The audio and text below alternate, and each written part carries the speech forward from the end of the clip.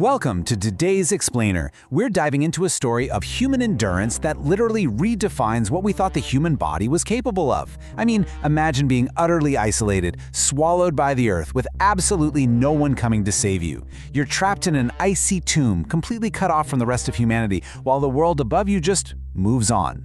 Today, we're unpacking one of the most astonishing, dramatic, and honestly mysterious survival stories ever recorded in modern history. We're going to break down exactly how this happened, step by step, and really explore the absolute extreme limits of human biology. Okay, let's dive right into this. 60. That is the exact number of days a man remained buried alive inside his car under a massive mountain of snow. 2 whole months. Just think about that for a second. Think about everything you've done over the last 60 days. Now, imagine spending every single one of those seconds trapped in the dark, in the freezing cold, entirely alone, just waiting for a rescue that you have literally no way of calling for. It's a psychological and physical nightmare that most of us can't even begin to fathom. So the story breaks wide open with an absolutely shocking discovery. Picture this: you're a local, riding your snowmobile through a desolate, frozen forest in northern Sweden. Everything around you is just an endless sea of white. But then you spot something totally unnatural. It's just a tiny, barely visible piece of a car roof sticking out of a massive snowdrift. You stop, you start digging through the icy crust, and to your utter disbelief, you don't just find an abandoned car, you find a man inside. And incredibly, against all odds, he's breathing. Let's rewind the timeline a bit to see how we actually got to that unbelievable moment. This whole nightmare began in December 2011. A 44-year-old man named Peter Skyllberg was driving down a highly remote forest road in northern Sweden, and he got completely stuck in deep snow. As the heavy snowfall continued relentlessly, it entirely covered his vehicle.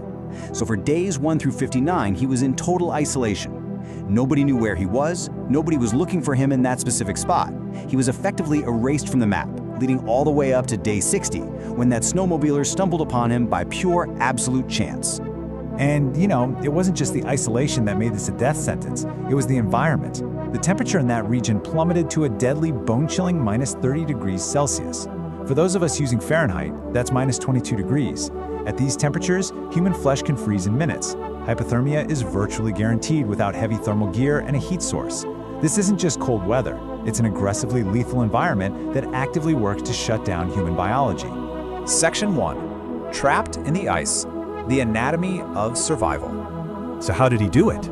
Peter relied on 3 desperate but highly calculated survival tactics. First, hydration. We know a human can only survive a few days without water, right? Well, Peter relied entirely on his environment, reaching out to eat snow just to keep himself hydrated. Step 2, food. He had almost no actual food in the car. He only had a few random snacks and some candy. To make that last 2 months is practically a miracle of rationing. And step 3, which is absolutely vital, limiting all movement. We'll explore why this was so important in a moment, but by staying almost completely still inside the car, he conserved his incredibly precious, limited body heat and energy. Now, what's really interesting here is the wild environmental paradox at play. Out in the open, that lethal minus 30-degree temperature and severe wind chill would kill a person rapidly.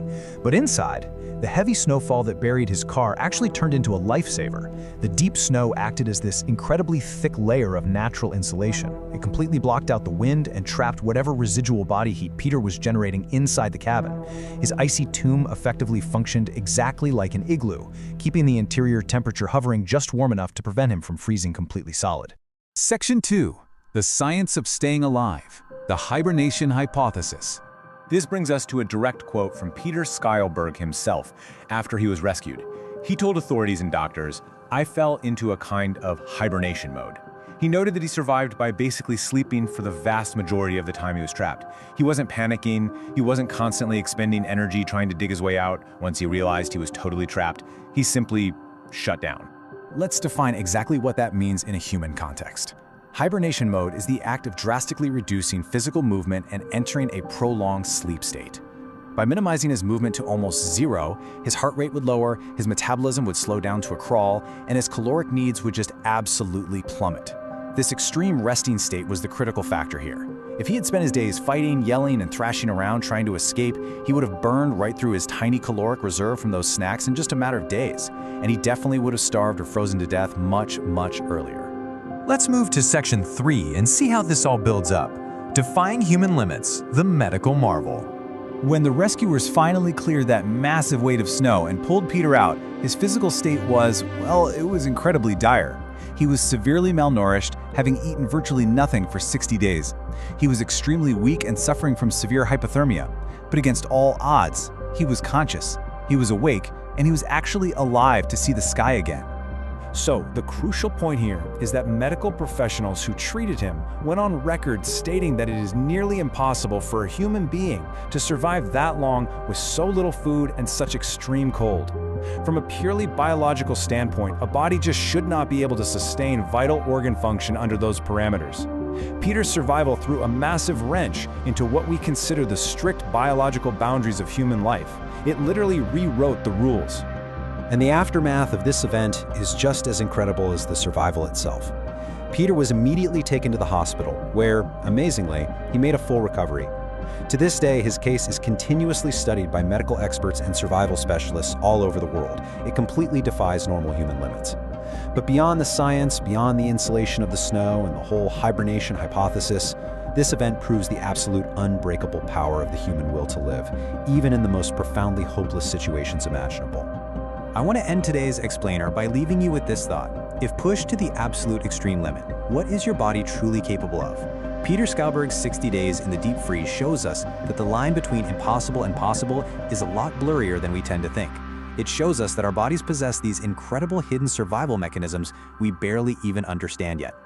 Thank you so much for walking through this extraordinary case with me, and I hope this leaves you just as fascinated by human resilience as I am. Catch you in the next explainer.